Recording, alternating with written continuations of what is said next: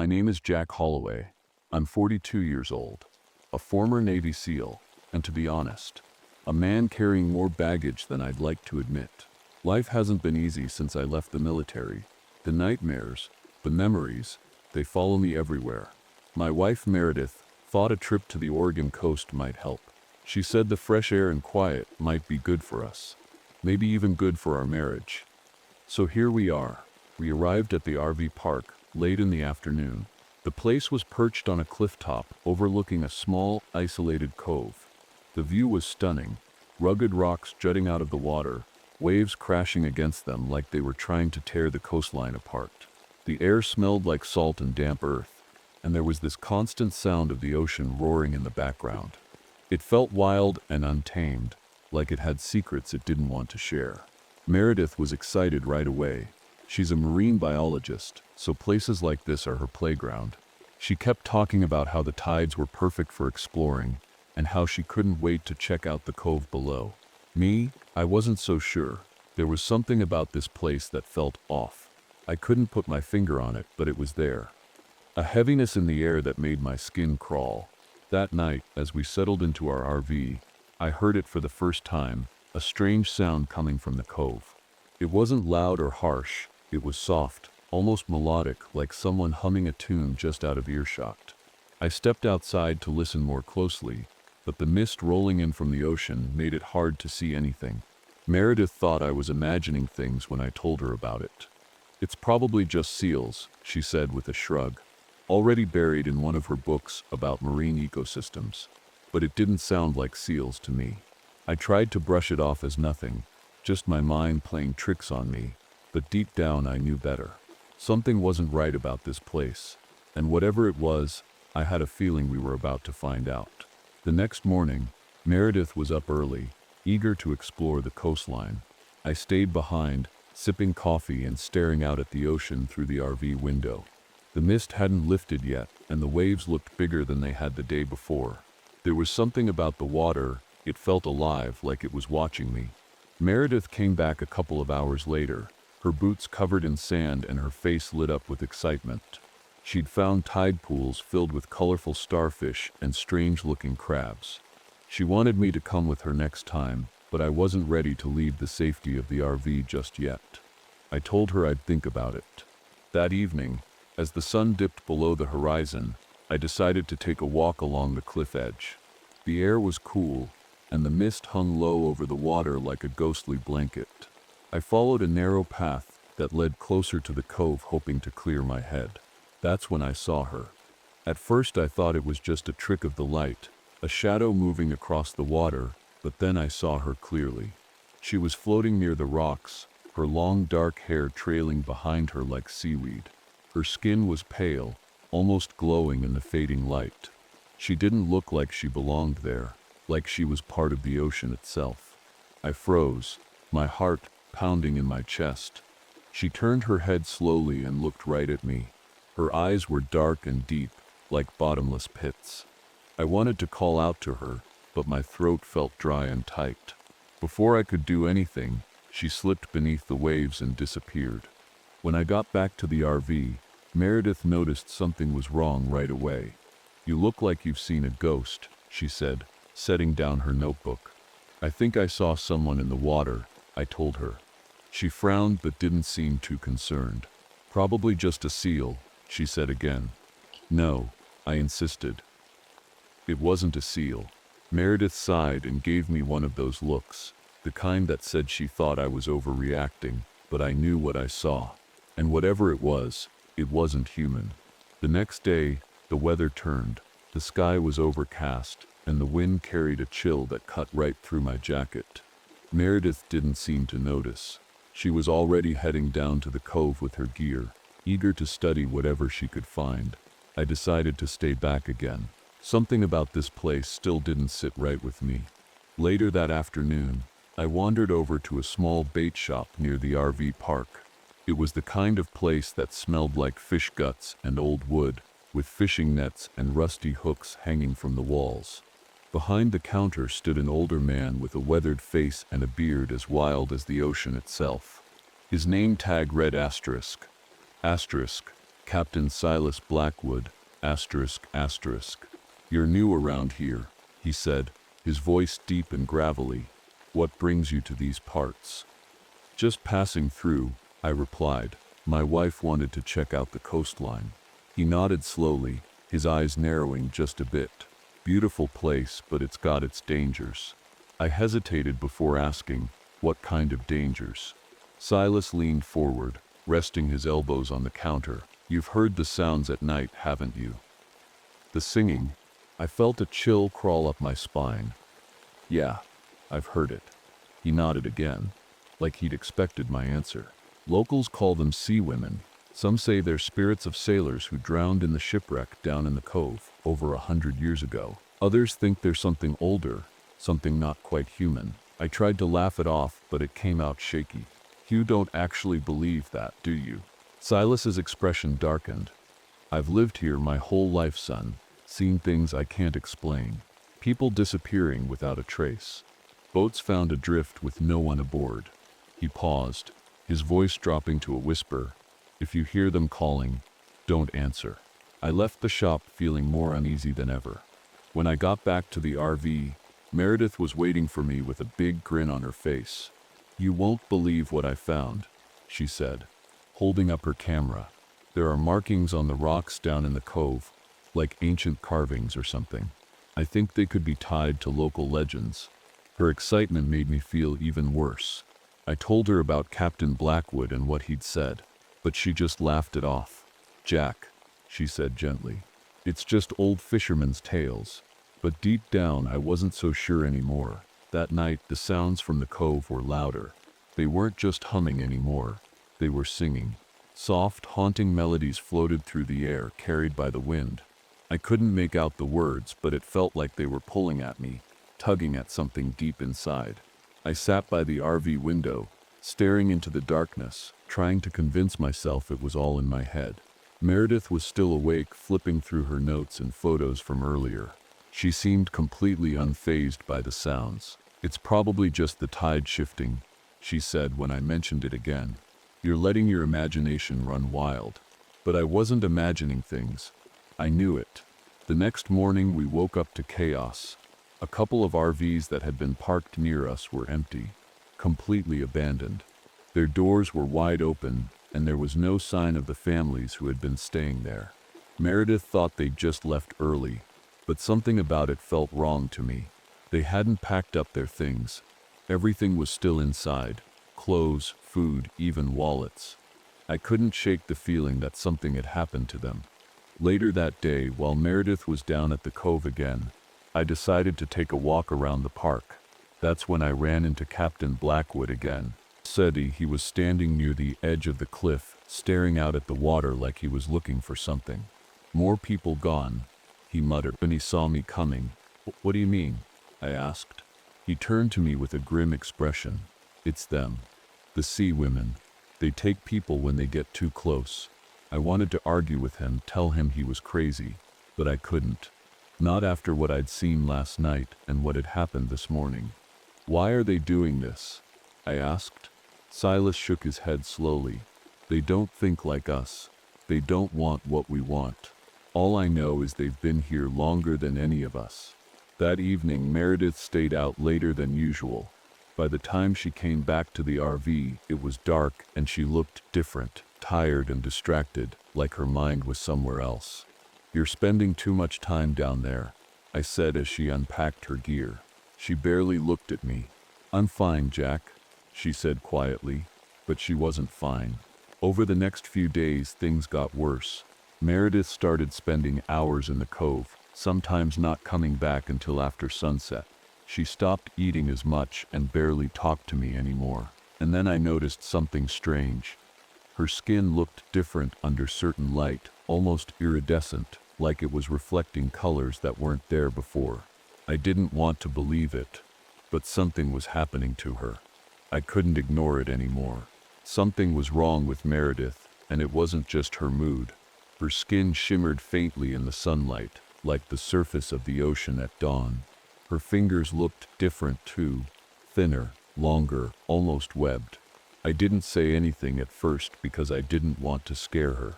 Or maybe I didn't want to scare myself. But I couldn't sit back and do nothing. That afternoon I decided to talk to Dr. Elena Rodriguez, the oceanographer we'd met earlier in the week. She was staying in a small cabin near the RV park, surrounded by stacks of research papers and strange-looking equipment. When I told her about Meredith's changes, she didn't laugh or brush me off like Meredith had done. Instead, she listened carefully, her face growing more serious with every word. "I've been studying this area for months," she said finally. "There's something unusual happening here, something I can't explain yet.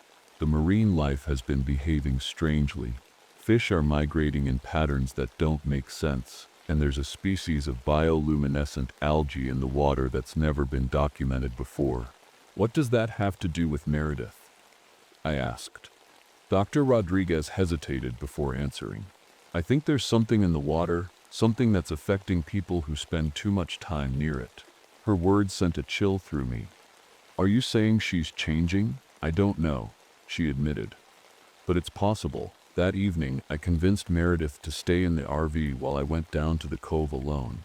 I needed answers, and I wasn't going to find them sitting around waiting for something worse to happen. The tide was low when I reached the beach, exposing jagged rocks and dark pools of water that seemed to glow faintly in the moonlight. As I moved closer to the edge of the cove, I saw them, markings carved into the stone walls of a small cave. They looked ancient, depicting strange figures that were half human and half fish. My stomach turned as I traced my fingers over the carvings. This wasn't just some local legend, it was real. When I got back to the RV, Captain Blackwood was waiting for me outside. He looked more haggard than ever, his eyes shadowed and tired. "You've seen it now," he said quietly. I nodded, my throat dry. "What is this place?" "It's their home," he said simply. "And they don't take kindly to intruders." His words hit me like a punch to the gut. Whatever these creatures were, they weren't going to let us leave without a fight. The changes in Meredith were getting harder to ignore. Her skin shimmered even more now, like it was coated in a thin layer of scales. Her fingers were definitely webbed. I saw it when she reached for her coffee mug that morning. But what scared me the most wasn't the physical changes. It was her behavior. She was distant, like she wasn't really there anymore. She'd stare out at the ocean for hours, barely blinking, like she was waiting for something or someone. At night, she'd hum softly to herself, the same haunting melody I'd heard from the cove. When I asked her about it, she just smiled and said she didn't know what I was talking about. I tried to talk to her that evening, to make her see what was happening. "Meredith," I said gently, sitting across from her in the RV, "you're not yourself. Something's happening to you."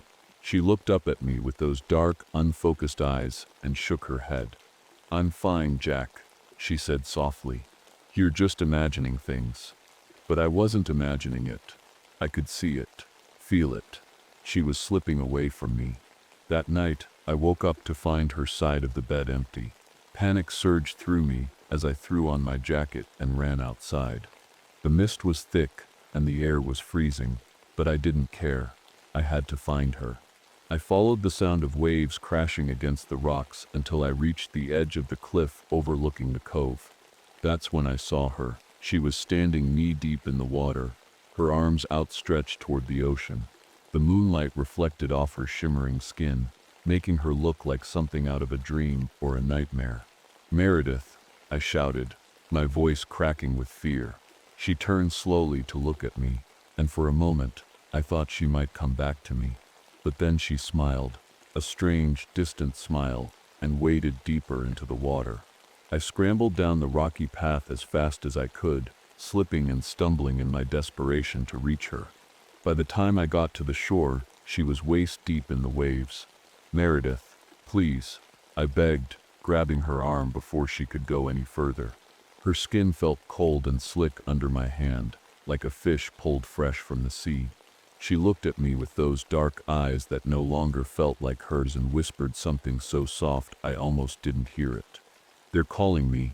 I pulled her back toward the shore with all my strength, ignoring her protests and the icy water soaking through my clothes. Whatever had a hold on her, I wasn't going to let it take her without a fight. The next morning, Meredith barely spoke to me. She sat by the window of the RV, staring out at the ocean like it was the only thing that mattered. Her skin looked worse, more iridescent, almost glowing in certain light. I couldn't keep pretending this was something that would fix itself. I needed help, and fast. I went straight to Dr. Rodriguez's cabin. She opened the door and immediately saw the panic on my face. "It's getting worse," I said, my voice shaking. "She's changing." Dr. Rodriguez didn't waste time asking questions. She grabbed a folder from her desk and spread out a series of photos on the table. They showed strange creatures, half human, half fish, etched into ancient cave walls and painted onto rocks. "These markings," she said, pointing to one of the photos, "match what I've seen in the cove. They're not just legends, Jack. These creatures are real." I felt my stomach drop. "What do they want?" Dr. Rodriguez hesitated before answering. "They're territorial. They don't want us here. But there's something else, something about Meredith being drawn to them. It's like she's becoming one of them." Her words hit me like a punch to the gut. "Can we stop it?" I asked desperately. "There might be a way," she said, flipping through her notes. "If we can isolate whatever's causing the transformation, whether it's something in the water or their influence, we might be able to reverse it." Before we could plan further, Captain Blackwood stormed into the cabin, his face pale and furious. "You shouldn't be meddling with them," he growled at Dr. Rodriguez, slamming his hand on the table. "You don't know what you're dealing with." I stepped between them, my anger boiling over. "If you know something that can help Meredith, you need to tell us now." Blackwood looked at me for a long moment before sighing heavily. "My family's been here for generations," he said quietly. "We've kept them happy by giving them what they want. Fish, supplies, sometimes more." I felt a cold wave of dread wash over me. "More?" He wouldn't meet my eyes. "People." Dr. Rodriguez gasped, but I wasn't surprised, not after everything I'd seen. "They'll come for her," Blackwood said grimly. "And if you try to stop them, they'll come for you too." I didn't care about his warnings or his fear. Meredith was my wife, and I wasn't going to let her become one of those things, not without a fight. Dr. Rodriguez agreed to help me figure out how to reverse Meredith's transformation, but time was running out. The sirens weren't going to wait forever. That night, I couldn't sleep.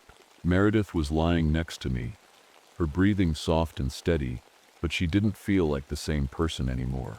Every time I closed my eyes, I saw her standing in the water, her skin shimmering like something out of a nightmare. I knew we didn't have much time. If I didn't act soon, I'd lose her forever. Dr. Rodriguez had a plan, a risky one. She believed the sirens were using the cove as their base, and if we could find their source of power or influence, we might be able to break their hold on Meredith. But it meant going into the water, into their domain. I didn't hesitate. My Navy SEAL training kicked in, and I prepared myself for what was coming. I borrowed diving gear from Dr. Rodriguez and packed a waterproof flashlight and knife. Captain Blackwood refused to come with us, muttering something about how he wasn't going to tempt fate. I didn't blame him. Meredith was asleep when I left the RV. I kissed her forehead gently, promising myself that I'd bring her back no matter what. Dr. Rodriguez and I made our way down to the cove under cover of darkness. The mist was thicker than ever, clinging to our skin like cold fingers. The waves crashed against the rocks with an eerie rhythm, almost like they were alive. "Are you sure about this, Doctor?" Rodriguez whispered as we reached the water's edge. I nodded, even though my stomach was in knots. "I don't have a choice." We slipped into the icy water, the cold biting into my skin even through the wetsuit. The flashlight cut through the murky depths as we swam toward the cave where Meredith had found the carvings earlier. The deeper we went, the darker it became, until it felt like we were swimming through ink. Then we saw them. The sirens were waiting in the shadows of the cave, pale figures, with long flowing hair and eyes that glowed faintly in the darkness. They moved gracefully through the water, their bodies shimmering like Meredith's skin had started to do. Their faces were beautiful but wrong, too perfect, too smooth, like they weren't meant to exist in this world. One of them turned toward us and let out a sound, a high-pitched wail that vibrated through my chest like a shock wave. Dr. Rodriguez grabbed my arm, her eyes wide with terror. "They know we're here," she whispered. I didn't wait for them to attack. Using my flashlight to blind them temporarily, I swam deeper into the cave, searching for anything that might be their source of power. A glowing rock, strange markings, anything. The sirens followed us, moving faster than I expected. One lunged at me, its sharp claws slicing through the water toward my face. My training kicked in, and I dodged just in time, slashing at it with my knife. This wasn't just a rescue mission anymore, it was war. The cave was a maze of twisting tunnels and jagged rocks, and every second felt like a lifetime. The sirens were relentless, their movements swift and unnatural, like they were part of the water itself. Their glowing eyes followed us, their melodic wails echoing through the chambers, growing louder and more haunting with every turn. Dr. Rodriguez swam close behind me, her breathing rapid and panicked. "We need to find something, anything," she shouted, her voice muffled by the water. I pushed forward, my flashlight cutting through the darkness. Then I saw it, a faint glow coming from a chamber ahead. As we swam closer, the light grew brighter, revealing a massive underwater structure. It looked like an altar carved out of stone, covered in strange symbols similar to the ones Meredith had found on the rocks earlier. At its center was a pulsating orb, glowing with an eerie blue light. "That has to be it," Dr. Rodriguez said, her voice trembling. I didn't hesitate. I swam toward the orb, but as soon as I touched it, the sirens screamed, a sound so piercing it felt like my skull was splitting open. They surged toward us, their claws outstretched, their mouths twisted in rage. "Jack!" Dr. Rodriguez shouted as one of them grabbed her leg, dragging her backward. I turned and slashed at the creature with my knife, forcing it to release her. "Get to the surface," I yelled. "I'll handle this." She hesitated for a moment before nodding and swimming toward the exit as fast as she could. The sirens surrounded me now, their movements frantic and chaotic. I knew I didn't have much time. Using all my strength, I pried the orb loose from its pedestal. The moment it came free, the glowing light dimmed, and the sirens froze mid-motion, their bodies trembling as if they were struggling to stay alive. I didn't wait to see what would happen next. Clutching the orb tightly, I swam toward the surface with everything I had. My lungs burned from holding my breath too long, but I couldn't stop. Not now. When I broke through the water and gasped for air, Dr. Rodriguez was waiting for me on the shore. Her face was pale, but she looked relieved to see me. "Did you get it?" she asked. I held up the orb and nodded. "Let's hope this works." We raced back to the RV park where Meredith was still waiting. Her skin had changed even more, her fingers fully webbed now, her eyes darker than ever. She looked at me like she didn't recognize me anymore. "Meredith," I said softly, holding out the orb toward her. "You have to fight this." Her gaze flickered for a moment, like she was still in there somewhere, but time was running out. Meredith stared at the glowing orb in my hands, her expression unreadable. For a moment, I thought I'd lost her completely. Her dark eyes flickered with something recognition, maybe, but it was faint, like she was caught between two worlds. "Meredith," I said again, my voice shaking. "You're still in there. I know you are. Fight this. Come back to me." She took a step toward me, her movements slow and deliberate. Her shimmering skin caught the moonlight, making her look almost otherworldly. I held my breath, praying that whatever connection she had to the sirens could be broken. Rodriguez stood behind me, clutching her notebook like it was a lifeline. "The orb, it's tied to them," she whispered urgently. "If it's destroyed, it might sever their influence." I looked down at the orb in my hands. It pulsed faintly, like a heartbeat, and I could feel its energy vibrating through my fingers. Destroying it felt like the only option, but what if it hurt Meredith too? What if it was already too late? "Jack." Meredith's voice was barely a whisper, but it was enough to snap me out of my thoughts. I looked up at her, tears stinging my eyes. I'm not losing you, I said firmly. With one final glance at the orb, I raised it high above my head and smashed it against the rocky ground. The orb shattered into 1,000 pieces, its light extinguishing instantly. For a moment, everything went still. The air, the ocean, even the sound of the waves seemed to pause. Then Meredith collapsed. I caught her just before she hit the ground, cradling her in my arms as panic surged through me. She! Meredith, I shouted, shaking her gently. Wake up. Her skin no longer shimmered. Her fingers where Meredith stared at the glowing orb in my hands, her expression distant and strange. For a moment, I thought I'd lost her completely. Her dark, shimmering eyes flickered with something, recognition, maybe, but it was faint, like she was caught between two worlds. Meredith, I said again, my voice trembling, you're still in there. I know you are. Fight this. Come back to me. She took a step closer, her movements slow and unnatural, like she was struggling against invisible chains. Her skin glimmered faintly in the moonlight, but it wasn't as vibrant as before. It was fading. I didn't know if that was a good sign or a terrible one. Dr. Rodriguez stood behind me, her face pale and tense. The orbits tied to them, she whispered urgently. If it's destroyed, it might sever their connection to her. I looked down at the orb in my hands. It pulsed softly like a heartbeat, and its energy buzzed through my fingers. Destroying it felt like the only option, but what if it hurt Meredith too? What if it was already too late? Jack. Meredith's voice broke through my thoughts. It was faint and shaky, but it sounded like her, like the woman I'd fallen in love with. I looked into her eyes, tears blurring my vision. I'm not losing you, I said firmly. With one last glance at the orb, I raised it high above my head and smashed it against the rocks beneath my feet. The orb shattered into countless pieces, its glow disappearing instantly. For a moment, everything went still. The air, the ocean, even the sound of the waves seemed to pause. Then Meredith collapsed. I caught her just before she hit the ground, cradling her in my arms as panic surged through me. Meredith, I shouted, shaking her gently. Wake up. Her skin no longer shimmered. Her fingers were normal again. No webbing, no strange glow. She looked human, but she wasn't moving. Come on, I whispered desperately, holding her close. Don't do this to me. After what felt like an eternity, she stirred.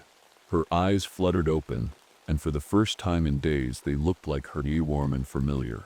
Shaq, she murmured weakly. Relief washed over me so hard I almost collapsed myself. You're okay, I choked out, pressing my forehead against hers. You're okay. Doctor. Rodriguez knelt beside us, her voice soft but steady. It worked, but as we helped Meredith back to the RV and packed up to leave the park for good, I couldn't shake the feeling that we hadn't seen the last of them, the sirens or whatever they were. As we drove away from the coastline that night, a new family arrived at the RV park, a father and his 2 kids. And as I glanced back one last time at the misty cove below, I swore I could hear singing again.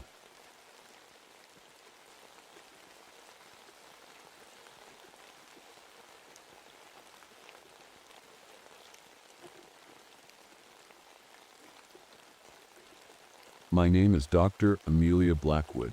I've spent most of my life chasing mysteries buried in the sands of time, studying ancient cultures and forgotten civilizations. But nothing could have prepared me for what I found in the New Mexico desert that summer. It started like any other expedition, but it quickly became something else, something I still struggle to understand. Lucas Reeves, my research assistant, and well, let's just say we were closer than colleagues, was driving the dusty old van as we approached the RV park. The sun was relentless, beating down on the cracked earth like it wanted to burn everything to ash. The air shimmered with heat waves, and the horizon stretched endlessly, broken only by jagged mesas and distant hills. The RV park wasn't much to look at. A handful of trailers parked haphazardly near a cluster of scraggly trees. Beyond it lay the ruins we'd come to investigate, hidden in the shadow of a rocky outcrop. They were newly discovered, untouched by modern hands and rumored to hold secrets about an ancient Native American culture. That was all Lucas needed to convince me to come here. As we unpacked our gear, I couldn't shake the feeling that something was off. The sun was still high in the sky, but it felt like dusk. A strange heaviness hung in the air, as if time itself had slowed down. The shadows cast by the trees and trailers seemed unnaturally long, stretching across the ground like dark fingers reaching for something unseen. "Amelia," Lucas called out, snapping me from my thoughts. "You've got to see this." I followed him to one of the ruins, a series of weathered stone carvings etched into a cliffside. The petroglyphs depicted strange figures, tall, thin silhouettes with elongated limbs and hollow eyes.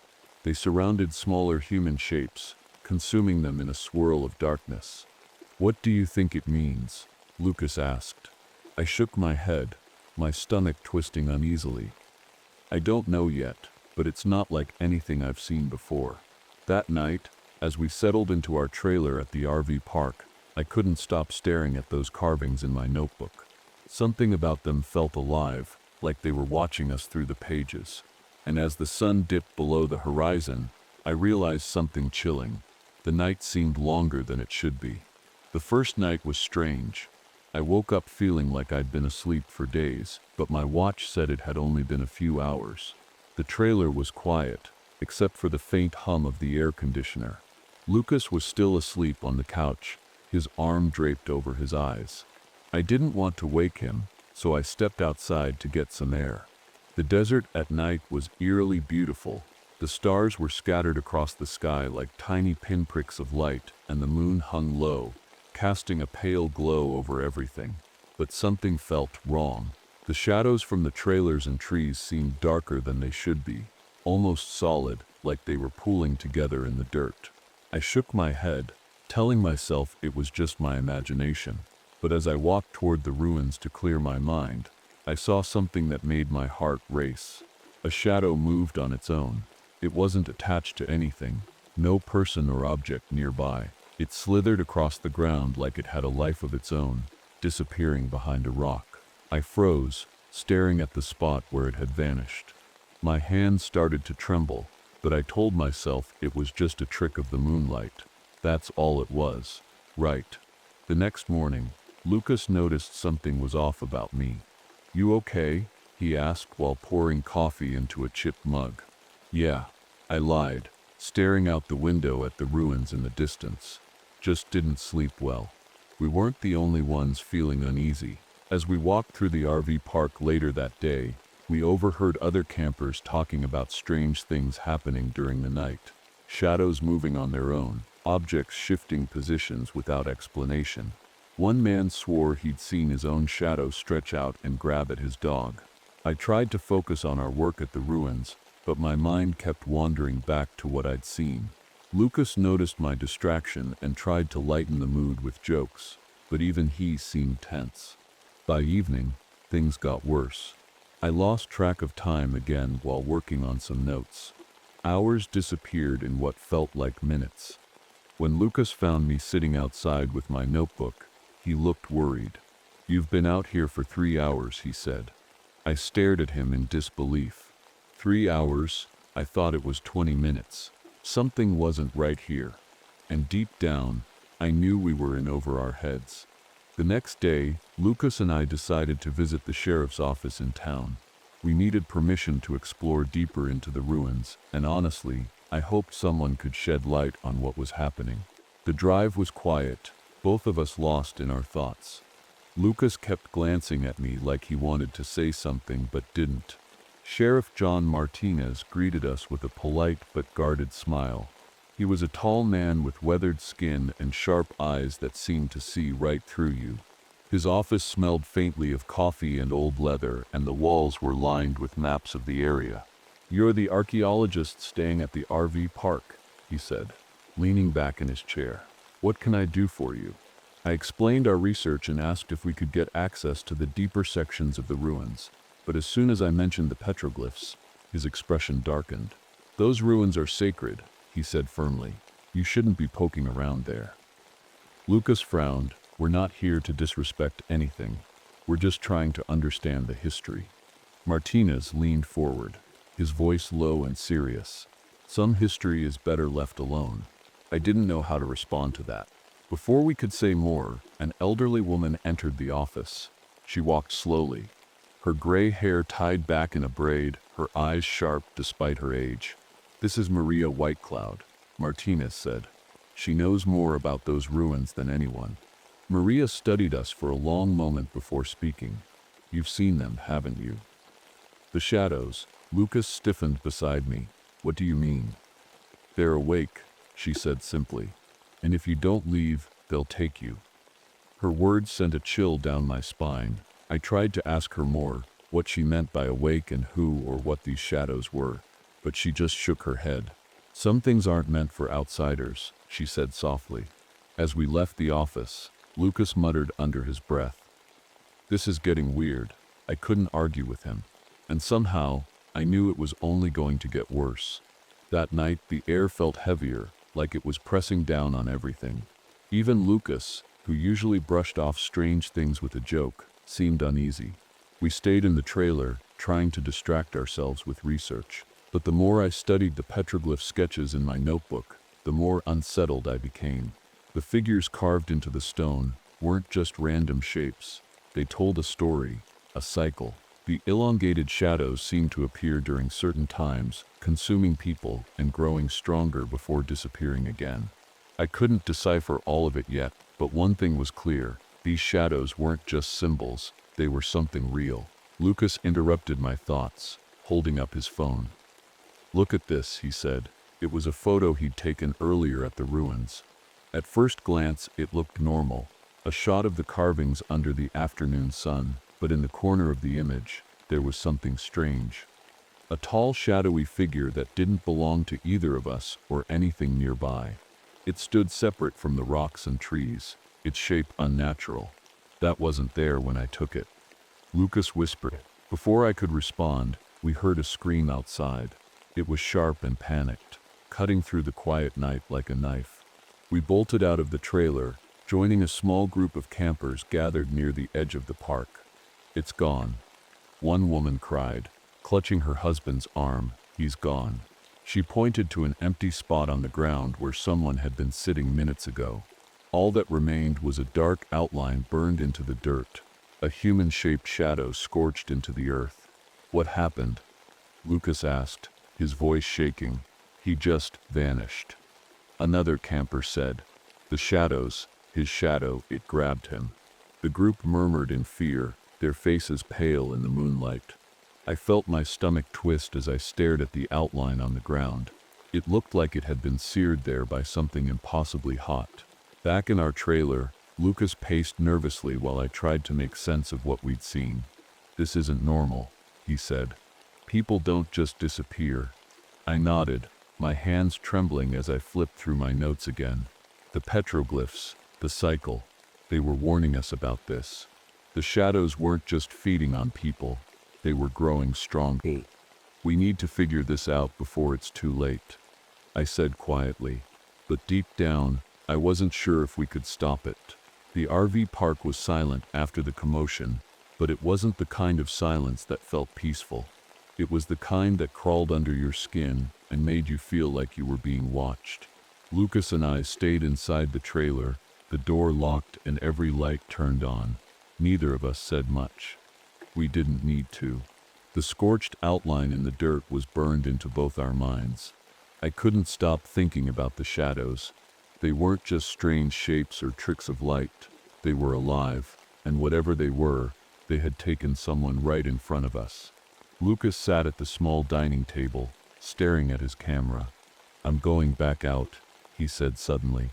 "What?" I asked, my voice sharper than I intended. "Are you serious?" "I need to get more photos," he said, his jaw tight. "If we're going to figure this out, we need proof." I wanted to argue, but I knew he was right. We couldn't just hide in the trailer and hope this would go away. Reluctantly, I grabbed a flashlight and followed him outside. The desert was eerily quiet, the wind barely stirring the dry grass. Lucas moved quickly, his camera ready as we approached the ruins again. I kept my flashlight trained on the ground, half expecting a shadow to leap out at us. "Over here," Lucas whispered, pointing to a section of carvings we hadn't studied closely before. He snapped a few photos while I examined the petroglyphs with trembling hands. These carvings were different from the others, more detailed, almost frantic in their design. The elongated figures were reaching out toward smaller human shapes, their arms stretching unnaturally long. Beneath them were symbols I didn't recognize, but they felt ominous. Suddenly, Lucas froze. "Amelia," he said quietly, his voice shaking. "Look." I turned my flashlight toward him and gasped. Behind Lucas a shadow was moving, sliding across the ground like liquid darkness. It wasn't his shadow or mine, it was something else entirely.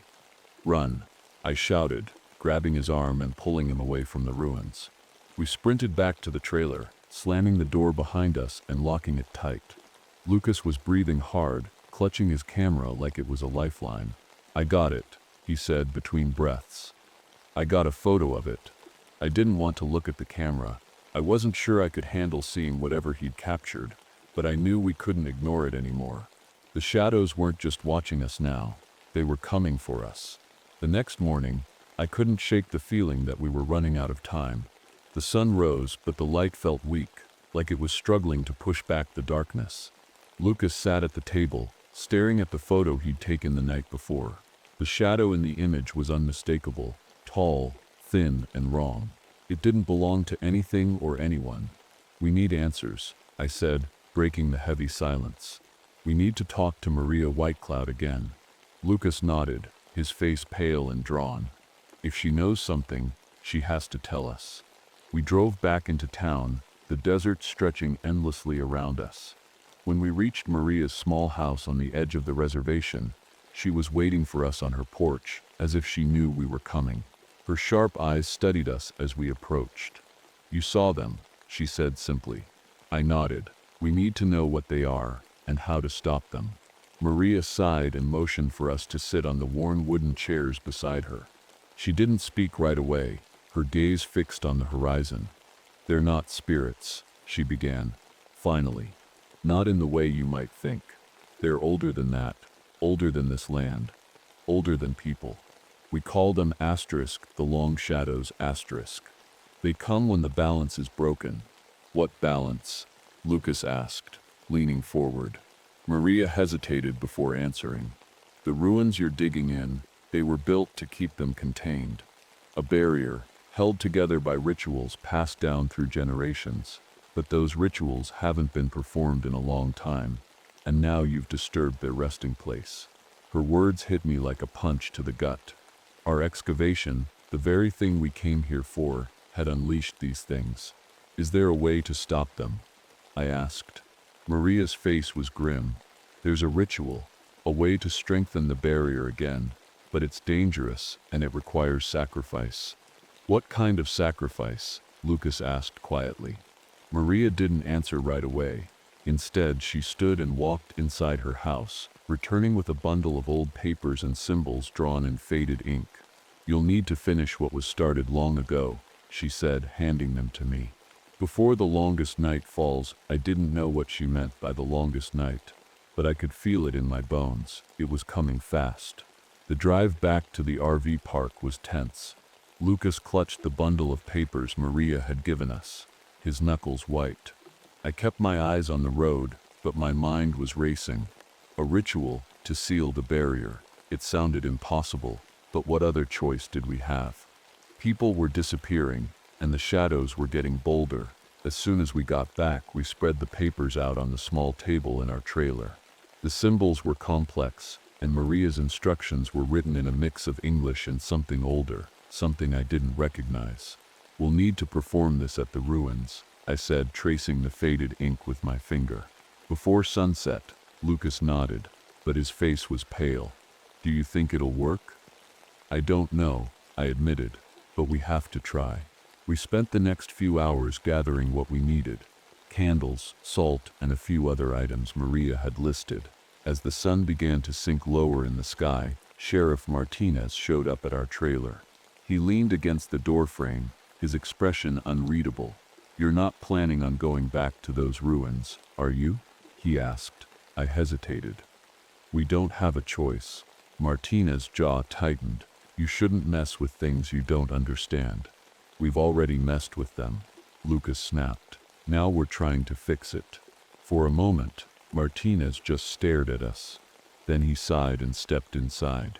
You're not fixing anything, he said quietly.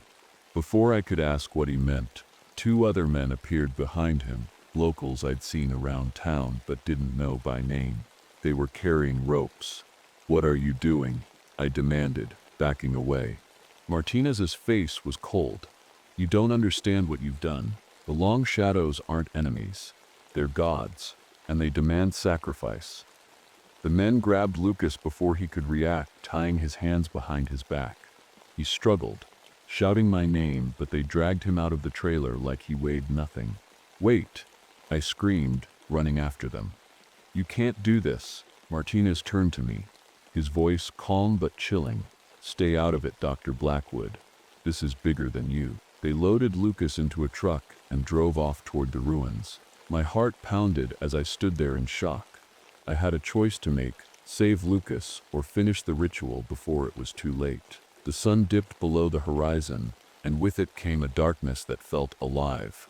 The air grew colder, heavier, as if the world itself was holding its breath. My hands shook as I grabbed the bundle of ritual papers from the table. I didn't have time to think. I had to act. Lucas was out there, and so were the shadows. I stuffed the papers into my bag, grabbed a flashlight, and ran toward the ruins. The RV park was eerily quiet. The campers huddled inside their trailers with every light on. I couldn't blame them. The shadows were everywhere now, long and twisting, stretching across the ground like they were hunting for something or someone. As I approached the ruins, I could hear chanting. The sound sent chills down my spine. Sheriff Martinez and his men were standing in a circle near the petroglyphs, their voices low and rhythmic. Lucas was on his knees in the center, his hands tied behind his back. His face was pale, his eyes wide with fear. The shadows around them seemed to pulse with energy, growing darker and more solid with each passing second. They moved unnaturally, slithering across the ground like living things. I crouched behind a boulder, trying to steady my breathing. My heart pounded so loudly I was sure they'd hear it. I had to stop them, but how? The ritual Maria had given me was supposed to seal the barrier again, but it required time and focus. And right now, time wasn't on my side. Lucas's voice broke through my thoughts. Amelia, he shouted, struggling against his bonds. Don't let them do this. Martinez raised a hand, silencing him. The Long Shadows demand a sacrifice, he said calmly, and we will give it to them. I couldn't wait any longer. Gripping the flashlight tightly, I stepped out from behind the boulder and shouted, "Stop." Martinez turned to me, his expression unreadable in the dim light. You shouldn't be here, he said. I'm not letting you do this, I said, my voice shaking but firm. He smiled faintly. You don't understand what's at stake. Before he could say more, a shadow lunged toward me from the ground. I barely had time to react, shining my flashlight directly at it. The beam of light hit the shadow like a physical force, and it recoiled with an ear-piercing screech. The chanting stopped as everyone turned to look at me. The shadows around them began to writhe angrily, their movements frantic and chaotic. Using the distraction, I ran toward Lucas. One of Martinez's men tried to grab me, but I swung the flashlight at him, catching him off guard. I dropped to my knees beside Lucas and fumbled with the ropes around his wrists. Hurry, he whispered urgently. The shadows were closing in now, their shapes twisting into horrifying forms, elongated limbs and hollow eyes that seemed to pierce right through me. I freed Lucas just as one of them lunged at us. Run, I screamed. We bolted toward the ruins as the longest night truly began. The ruins loomed ahead, their jagged shapes silhouetted against the faint glow of the moon. Lucas and I ran as fast as we could, the sound of the shadows' screeches echoing behind us. They weren't just chasing us, they were everywhere, slithering across the ground, climbing the rocks, and reaching out with long claw-like tendrils. Amelia, what do we do? Lucas shouted, his voice shaking. The ritual, I yelled back, clutching the bundle of papers in my hand. We have to finish it. We stumbled into the heart of the ruins, a circular clearing surrounded by ancient carvings. The air was colder here, almost freezing, and the shadows seemed to pulse with a life of their own. I dropped to my knees and spread out the papers Maria had given me, my hands trembling as I tried to read the faded instructions. Light the candles, I told Lucas. He fumbled with a lighter, his hands shaking as he set up the candles in a circle around us. The tiny flames flickered weakly against the overwhelming darkness, but they held steady. I began to chant the words Maria had written down, my voice unsteady at first but growing stronger with each syllable. The symbols on the papers seemed to glow faintly as I spoke, like they were coming alive. The shadows didn't like that. They swirled around us in a frenzy, their shapes twisting into horrifying forms, tall figures with hollow eyes and elongated limbs. One of them lunged at Lucas, but he swung his flashlight at it just in time. The beam of light hit the shadow and it recoiled with an ear-piercing screech. "Keep them back," I shouted, my voice hoarse. Lucas nodded, gripping the flashlight like his life depended on it, which it did. He shined it at every shadow that came too close, forcing them to retreat temporarily. But they were relentless, and we both knew he couldn't hold them off forever. As I continued chanting, the ground beneath us began to tremble. The carvings on the stones around us glowed brighter now, casting an eerie light over the clearing. The shadows screamed in rage, their forms flickering like they were being torn apart.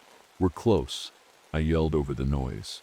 Just a little longer, but then Martinez appeared at the edge of the clearing, his face twisted in anger. "You don't know what you're doing," he shouted. "You'll destroy everything." He stepped forward, holding a knife in his hand. Before I could react, he lunged at me, but Lucas tackled him to the ground. They struggled for a moment before Lucas managed to knock the knife away. "Finish it," Lucas screamed at me. I forced myself to focus on the ritual, chanting louder as tears streamed down my face. The symbols on the papers flared brightly one last time as I spoke the final words. The shadows let out one final, deafening scream before they collapsed into nothingness. The silence that followed was almost unbearable. The silence after the shadows vanished was deafening. It was as if the world had stopped breathing. Lucas and I sat on the cold ground, too exhausted to move. The candles had burned down to their bases, their weak flames flickering out one by one. The glow from the carvings faded, leaving only darkness and the faint light of the moon. "It's over," Lucas whispered, his voice barely audible. I wanted to believe him, but something in my gut told me this wasn't the end. The ritual had worked. The shadows were gone, but the ruins felt heavier now, like they were holding on to something waiting. Sheriff Martinez lay unconscious a few feet away, his body sprawled awkwardly on the ground. Lucas had knocked him out during their struggle, but I didn't feel any relief. Martinez wasn't just misguided, he was part of something bigger, a cult that worshipped those shadows. Lucas turned to me, his face pale and lined with fear. "What happens now?" I didn't have an answer. I stared at the papers in my lap, the symbols now lifeless and ordinary. Maria's instructions had been clear. The ritual would seal the barrier again, but it wouldn't destroy the shadows forever. They were part of a cycle, one that would repeat when the balance was disturbed again. "We need to leave," I said finally, my voice trembling. "We can't stay here." Lucas nodded and helped me to my feet. We didn't bother checking on Martinez. We knew he wouldn't follow us. As we walked back to the RV park, the desert felt different, quieter but not peaceful. The air still carried a weight, like it was warning us not to come back. When we reached our trailer, I packed up our things as quickly as I could. Lucas didn't say much. He just kept glancing over his shoulder like he expected something to grab him at any moment. Before we left, I opened my notebook and wrote one last entry. Asterisk, the shadows are gone. For now. But they'll return someday. The cycle will start again. As we drove away from the park, I looked back at the ruins one last time. They stood silent in the moonlight, but I could feel them watching us. Even now, I wonder if we truly escaped. or if we just delayed what's coming.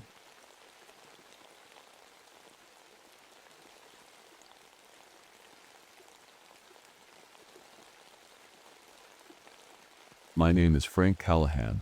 I'm a geologist, and for the past 30 years, I've spent my life studying rocks, mountains, and the secrets they hide. But nothing could have prepared me for what I found in that valley. My wife, Jenny, and I thought this trip would be just another adventure. We were wrong. It was early fall when we arrived in the Appalachian Mountains, the trees blazing with reds, oranges, and yellows. The air was crisp, and the world smelled like wet leaves and earth. We'd rented an RV for the trip, planning to camp in a remote valley Jenny had read about in some old folklore book. She loved stories about haunted places and mysterious legends. I just wanted to study some unusual rock formations reported in the area. The campground was tucked away in a circular valley, hidden deep in the mountains. It felt strange from the moment we arrived. The valley was too perfect, almost unnaturally round, like it had been carved out by something other than nature. Mist clung to the ground like a living thing, swirling around our feet as we parked the RV. Jenny stepped out first, her scarf fluttering in the cool breeze. "It's beautiful," she said, her voice full of wonder, but I couldn't shake the feeling that something was off. The air felt heavy, like it was pressing down on us. And at night, well, that's when things got really strange. The first night, as we sat by the campfire, I felt it, a low vibration under my feet. It wasn't loud or obvious, but it was there, humming just beneath the surface of the earth. At first, I thought it might be an earthquake or some kind of natural phenomenon, but it didn't stop. It pulsed rhythmically, almost like breathing. Jenny noticed it too. "Do you feel that?" she asked, her eyes wide with curiosity. "Yeah," I replied uneasily. Probably just some underground activity, but deep down I wasn't so sure. That night, as we lay in bed inside the RV, I couldn't sleep. The vibrations seemed to grow stronger after dark, making my chest feel tight and my head ache. Outside the window, the mist thickened until it looked like a solid wall of white. I told myself it was just my imagination running wild. I wish it had been. The next morning, I woke up feeling uneasy. The vibrations had stopped, but the air still felt strange, like it was holding its breath. Jenny was already up, sitting at the small table in the RV with her notebook open. She loved writing down local legends and stories, and she seemed completely absorbed in whatever she was reading. "Morning," I mumbled, rubbing my eyes. "What's got you so interested?" She looked up with a grin. "You won't believe this, Frank. The people around here have all kinds of stories about this valley. They say the mountains are alive." I chuckled nervously. "Alive? Like what? Talking trees and singing rocks?" "No," she said, her voice serious now. "Alive like something ancient is sleeping beneath them." I didn't know what to say to that, so I grabbed my gear and headed outside. The valley looked even stranger in the daylight. The mist had cleared a little, but the circular shape of the valley was more noticeable now. It was like standing inside a giant bowl, surrounded by towering cliffs on all sides. I started hiking towards some rock formations I'd spotted the day before. They were unlike anything I'd ever seen. Sharp, jagged spires that seemed to grow out of the ground like teeth. As I got closer, I realized something even stranger. The rocks weren't made of normal stone. They felt smooth and unnatural under my fingers, almost like polished bone. I took out my equipment to test the composition, but nothing made sense. The readings were all wrong, like these rocks didn't belong on Earth. Jenny joined me later in the afternoon, carrying her notebook and camera. "What do you think?" she asked. "I think these formations shouldn't exist," I admitted. "It's like they're alive." She raised an eyebrow at me, clearly amused. "Alive? You sound like one of those old legends." I shook my head. "No, I mean it's like they're growing or changing somehow." We decided to explore some nearby caves after lunch. At first glance, they seemed normal. Dark tunnels carved into the cliffs, but as we went deeper, things got weird. The walls seemed to shift when we weren't looking, and no matter how far we walked, it felt like we were going in circles. Jenny snapped a few photos and whispered, "Frank, do you hear that?" I froze and listened carefully. There it was again, a faint humming sound coming from deep within the cave. It sounded just like the vibrations from last night. That humming sound stayed with me long after we left the cave. It wasn't loud, but it was constant, like a faint whisper you couldn't quite make out. Jenny seemed fascinated by it, but I couldn't shake the feeling that we were being watched. Not by a person. No, this was something bigger, something I couldn't explain. Back at the campground, the other campers were acting strange. There weren't many of them, just a few families and a couple of hikers, but they all seemed uneasy. One man approached me while I was setting up my gear outside the RV. "You feel it too, don't you?" he asked, his voice low. I looked at him, confused. "Feel what?" "The valley," he said, glancing around nervously. "It's alive, it watches us." I didn't know how to respond to that, so I just nodded and went back to my work. But his words stuck with me. That night, the vibrations returned, stronger than before. Jenny and I sat in the RV, listening to the strange hum beneath us. It felt like the ground was breathing, slow and steady, like something massive was stirring deep below. Jenny was flipping through her notebook when she suddenly stopped and pointed to a passage she'd copied from a local story. "Listen to this," she said. "Every 30 years, people go missing in this valley. They say it's feeding time." "Feeding time," I repeated, feeling a chill run down my spine. She nodded. "The mountains take them." I wanted to laugh it off as just another silly legend, but the look in her eyes told me she wasn't joking. Later that night, as we tried to sleep, the vibrations grew even stronger. The RV shook slightly, and I could hear faint noises outside, like footsteps crunching on gravel. I got up and peeked out the window, but all I saw was mist swirling in the darkness. Then came the screams.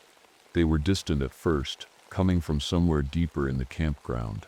Jenny sat up in bed, her face pale. "Frank, what's happening?" I grabbed a flashlight and stepped outside.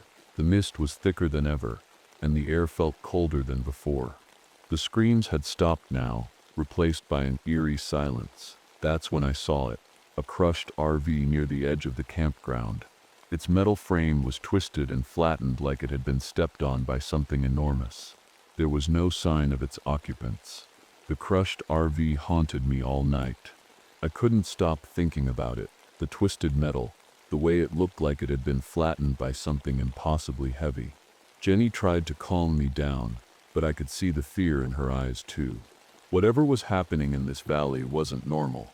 The next morning, we decided to talk to Ezra Blackwood, the old man who lived in a cabin near the campground. Jenny had mentioned him before.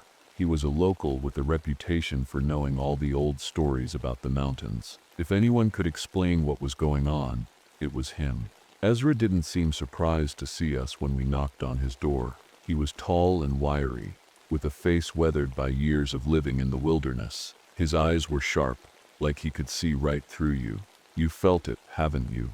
he said as soon as we stepped inside. Jenny nodded eagerly. "All the vibrations and the crushed RV. What's happening here?" Ezra sighed and leaned back in his chair. "This valley isn't just a place, it's a living thing, a creature older than anything you can imagine. It sleeps most of the time, but every 30 years, it wakes up." I stared at him, unable to believe what I was hearing. "You're saying the valley itself is alive? That's impossible." "Is it?" Ezra replied calmly. "You've seen the signs, the shifting caves, the trembling ground, the disappearances. It's feeding." Jenny flipped through her notebook and showed Ezra the passage about feeding time. He nodded grimly. "The mountains take what they need," he said. "People, animals, anything that wanders too close." I wanted to argue, to tell him he was wrong, but deep down I knew he wasn't. The crushed RV wasn't an accident. It was part of something bigger. That afternoon, I used my equipment to scan the valley again. The readings were even stranger than before.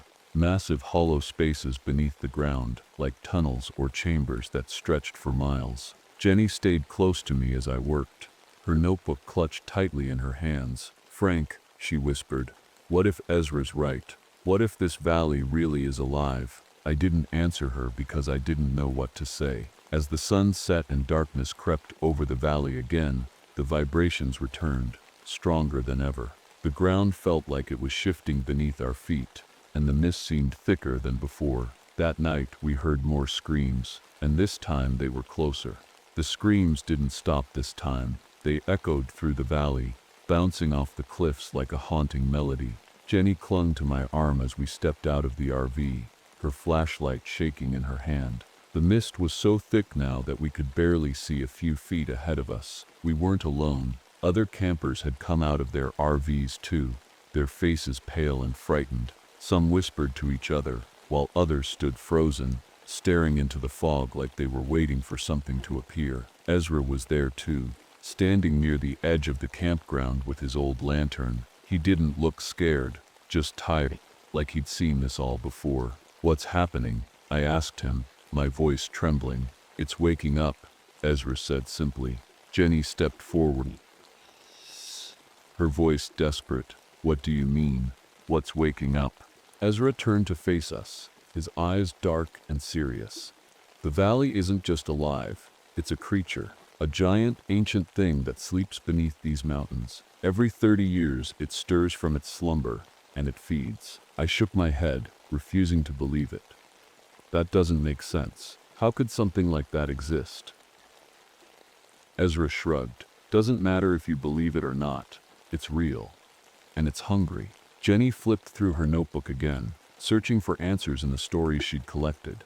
"There has to be a way to stop it," she said quietly. Ezra sighed and looked away.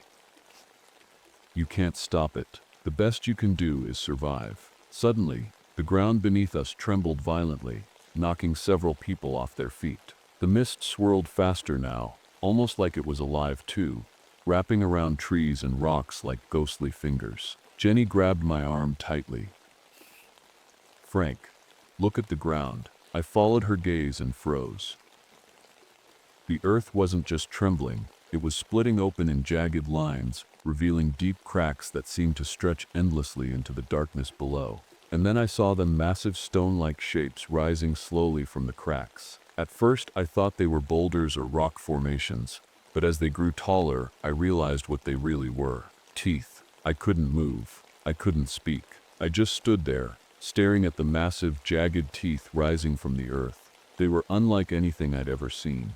Huge, rough-edged, and ancient. They didn't look like they belonged to any living creature, but there they were, pushing up through the ground, as if the valley itself was opening its mouth. Jenny tugged on my arm, snapping me out of my daze. "Frank, we have to go," she whispered urgently. The other campers were panicking now. Some were running toward their RVs, while others froze in place, too terrified to move. The ground shook again, harder this time, and a deep rumbling sound echoed through the valley. It wasn't just a noise, it felt like a growl. Ezra stood calmly in the chaos, his lantern swaying in his hand. "It's too late," he said quietly. "There's no stopping it now." I grabbed Jenny's hand and pulled her toward our RV. "We're not staying to find out," I said firmly. But before we could reach it, the ground split open again, right in front of us. A massive crevasse yawned wide, swallowing one of the nearby RVs whole. The vehicle disappeared into the darkness with a deafening crash, and the screams of its occupants were cut off instantly. Jenny gasped and clung to me, her eyes wide with terror. "Frank, what do we do?" I didn't have an answer. My mind was racing, trying to make sense of what was happening. The valley wasn't just alive, it was waking up, and it was hungry. Ezra's voice cut through the chaos. "There's a chamber," he called out, "deep underground. That's where it feeds." I turned to him, desperate for answers. "How do we stop it?" I shouted. He shook his head slowly. "You don't stop it, you appease it." "What does that mean?" Jenny demanded. Ezra hesitated, then said something that sent a chill down my spine.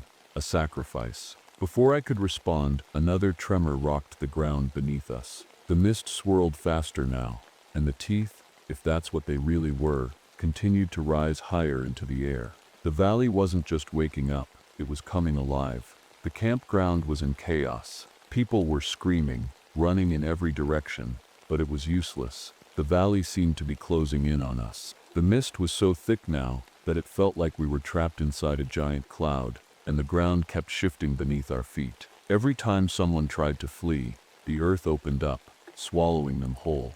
Jenny and I managed to make it back to our RV, but the road leading out of the valley was gone, buried under rubble or swallowed by the crevasses. It was like the valley didn't want us to leave. Ezra appeared beside us, his lantern casting eerie shadows in the mist. "You can't escape," he said calmly. "The valley won't let you." I turned to him angrily. "Then what do we do? Just sit here and wait to die?" Ezra shook his head. "There's a way to survive, but it's not easy." Jenny stepped forward, her voice trembling. "What do you mean? What's the sacrifice you were talking about?" Ezra hesitated, then looked at both of us with a grim expression. "The valley takes what it needs. If you give it someone willingly, it might spare the rest." I stared at him in disbelief. "You're saying we have to kill someone?" Ezra didn't answer, but his silence said everything. Jenny shook her head furiously. "No, there has to be another way." Before Ezra could respond, another tremor shook the ground violently. The mist parted for just a moment, revealing something horrifying, a massive gaping hole in the center of the valley. It wasn't just a crack, it was a maw, lined with jagged teeth that stretched deep into the earth. The valley wasn't just alive, it was hungry. Ezra grabbed my arm urgently. "You don't have much time," he said. "If you don't act soon, it'll take everyone." Jenny pulled me away from him, her eyes filled with tears. "Frank, we can't do this." I didn't know what to say. The idea of sacrificing someone was unthinkable, but if Ezra was right, it might be the only way to save ourselves. As I stood there, torn between fear and desperation, another scream cut through the air. A woman's voice pleading for help, and then she was gone. Swallowed by the valley, the woman's scream echoed in my ears, and then there was silence, just the low hum of the valley, like it was satisfied for the moment. Jenny gripped my arm tightly, her nails digging into my skin. "Frank, we can't stay here. We have to do something." Ezra stood a few feet away, watching us with a grim expression. "You don't have much time," he said again. "If it fully wakes up, there will be nothing left of this place or anyone in it." I turned to him, my voice shaking with anger and fear. "You keep saying that. But what are we supposed to do? Sacrifice someone? Who? How?" Ezra didn't flinch. "It doesn't matter who. The valley doesn't care. It just needs to feed." Jenny stepped between us, her voice trembling but firm. "No, we're not doing that. There has to be another way." I looked at her, then at the shifting ground around us, and an idea began to form in my mind. I wasn't sure if it would work, but it was better than standing here waiting to die, or worse, becoming monsters ourselves. "The valley is alive," I said slowly, thinking out loud. "It's like a creature, a massive organism, and every living thing has weak points." Jenny frowned, confused. "What are you saying?" "I'm saying we fight back," I replied, my voice steadier now. "If we can find one of those hollow spaces under the ground, the ones I detected earlier, we might be able to collapse it. Maybe even hurt it enough to stop it." Ezra shook his head. "You're playing with fire, boy. You don't know what you're dealing with." "Maybe not," I said, grabbing my gear from the RV. "But I'd rather take my chances than stand here waiting for it to eat us." Jenny hesitated for a moment, then nodded and grabbed her flashlight. "I'm coming with you." Ezra sighed deeply, but didn't argue. Instead, he handed me his lantern and muttered, "If you're going down there, you'll need this." We headed toward one of the caves I'd explored earlier, the ground trembling beneath our feet with every step. The mist seemed to follow us, swirling like it had a mind of its own. As we entered the cave, I couldn't shake the feeling that we were walking straight into the belly of the beast, and maybe we were. The cave was darker than I remembered. The walls seemed to close in around us, and the air was damp and heavy, like it was pressing down on my chest. Jenny walked close behind me, her flashlight beam bouncing off the uneven walls. Ezra followed silently, his lantern casting long, flickering shadows. The deeper we went, the louder the humming became. It wasn't just a sound anymore, it was a feeling vibrating through my bones. The ground beneath us pulsed faintly, almost like a heartbeat. "This is a bad idea," Ezra muttered from behind me. "You're poking at something you don't understand." "Maybe," I said, not looking back. "But if we don't try, we're all dead anyway." We finally reached the chamber I'd detected earlier, the hollow space deep beneath the valley. It wasn't what I expected. The walls were smooth and glistening, almost like they were alive. Strange patterns covered the surface, twisting and spiraling in ways that made my head hurt if I looked at them too long. Jenny shone her flashlight on the floor and gasped, "Frank, look, bones. Hundreds of them, maybe thousands, scattered across the chamber floor. Human bones, animal bones, all jumbled together in a horrifying display. Some were old and brittle, others disturbingly fresh. This is where it feeds," Ezra said quietly. I swallowed hard and set up my equipment as quickly as I could. My plan was simple: find a weak point in the chamber walls and trigger a collapse. If we could cause enough damage, maybe we could stop whatever was waking up beneath us. Jenny knelt beside me, her hands shaking as she helped me position the charges. "Frank, are you sure this will work?" "No," I admitted, "but it's all we've got." The ground trembled violently as I worked, and I could feel the valley stirring above us. The humming grew louder and deeper, like a growl rising from some unimaginable throat. Ezra stood near the entrance, his lantern flickering in the darkness. "You'd better hurry," he warned. "It's almost awake." I finished setting the last charge and grabbed Jenny's hand. "Let's go." We ran toward the cave entrance as fast as we could, the ground shaking harder with every step. Behind us I pressed the detonator. The explosion roared through the chamber, and for a moment, everything went still. And then, the screaming began. The explosion shook the entire valley. The ground heaved beneath us, throwing Jenny and me to the ground as we scrambled out of the cave. Rocks tumbled from the cliffs above, crashing down in deafening bursts. For a moment, I thought we'd done it, that we'd stopped whatever was waking up. But then came the screaming. It wasn't human. It wasn't animal. It was something else entirely. A deep, guttural roar that echoed through the valley like thunder. The ground trembled violently, and the mist swirled faster than ever, wrapping around us like a living thing. I could feel it in my chest, in my head, in my very bones. The valley wasn't just alive, it was angry. Jenny grabbed my arm, her face pale and terrified. "Frank, what's happening?" "I don't know," I admitted, pulling her to her feet. "But we need to get out of here now." Ezra was waiting for us near the campground, his lantern flickering weakly in the mist. He looked at me with a grim expression. "You've heard it," he said quietly. "But you haven't stopped it." "What do you mean?" I demanded.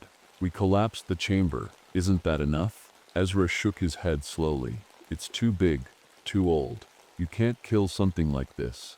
You can only delay it." Jenny's grip on my arm tightened as another tremor shook the ground beneath us. The teeth that had risen from the earth were sinking back now, disappearing into the cracks they'd come from.